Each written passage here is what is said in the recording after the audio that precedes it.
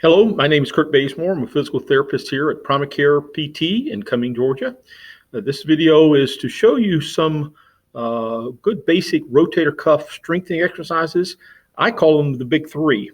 Basically, years ago, one of the top sports medicine orthopedists, Dr. James Andrews, when he was in Columbus, Georgia, at the Houston Clinic, had his researchers there perform some EMG studies to see what are really the best exercises for the rotator cuff. For years, the standard has been what we call the empty can, where you turn your hand with thumb down, like you're emptying a can, and you come up this way.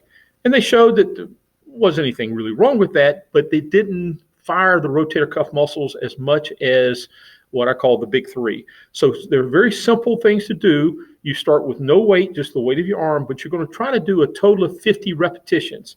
Now, many times when you first start off, you might not can do 50 in a row of each one of those movements. The first two are a little bit easier. The third one you'll see can be a little bit more difficult. But you want to try to do a total of 50 each time, even if you have to do like 25 and then 10 and then 5 and 5. Whatever combination you want to get to, you try to do 50 because you're building up the endurance of that rotator cuff. The rotator cuff muscle is stabilizing the humeral head into the socket, so that when you lift up, it doesn't raise up and pinch. That's what causes that impingement typically as we start lifting up. So here's the three that we teach people to do. It's known as the Tab Blackburn, or the Blackburn three, because he's one of the chief researchers. But you start over in a bent over position. For those with back problems, you can lean in on a table, let your back sink in. What I mean by sinking in, instead of being rounded like that, let your back sink in and kind of stick the tush out a little bit more. And you're going to come out to the side, and then a little plus. If you can do that, get as high as you can go up and give a plus. If that's painful, you don't add that little plus, but you're going to try to do 50 repetitions of this horizontal abduction.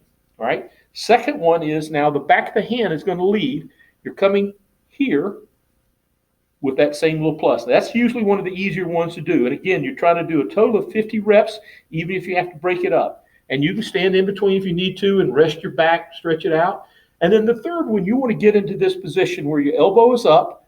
Notice I've kind of got it lined here, not here. You're going to watch, because as you get tired, your arm will want to drop down, but try to keep it up here. You rotate up. So again, the back of the hand is leading, and you give it that little plus. All right. And you try to do a total of 50 repetitions of that.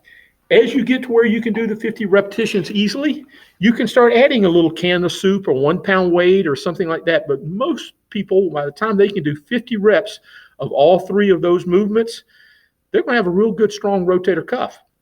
And that generally takes care of a lot of people that are having these impingement. They do one set of all three of these, and many times they're like, oh, that is so much better. And when we test their strength, they're much better because it's fire that rotator cuff. Now, oftentimes it doesn't last. You have to do it consistently once or twice a day for a number of days to build that endurance up. But if it doesn't take care of the problem, if it doesn't relieve the pain pretty quickly, or feel like you can now lift up without having as much pain, there's a chance that there is something wrong in there. And I have found generally, I tell people I'm looking for three things. One is complete improvement in their strength, get their range of motion back and their strength back and pain-free movement. Good. You've taken care of the problem. Nothing else needed. The opposite end is nothing gets better. It doesn't get any stronger. They still continue having pain and problems. I found that typically there definitely is something in there, whether it's a rotator cuff tear or a labral tear or something like that. The middle one is the difficult one. That's where they make improvements, but it isn't enough. Maybe it's not all the way 100%. Many times there is something wrong there. You may give it a little more time. Doctors will try injections, but keep up with doing those. And then there's other exercises with the bands and things we'll go into sometime later. But I always start patients with these basic, what I call the rotator cuff big three: horizontal abduction, the extension, and then the rotation. You do those three, and you should see some improvements. If not, contact us here at Primacare or get back with your primary care doctor. Thank you.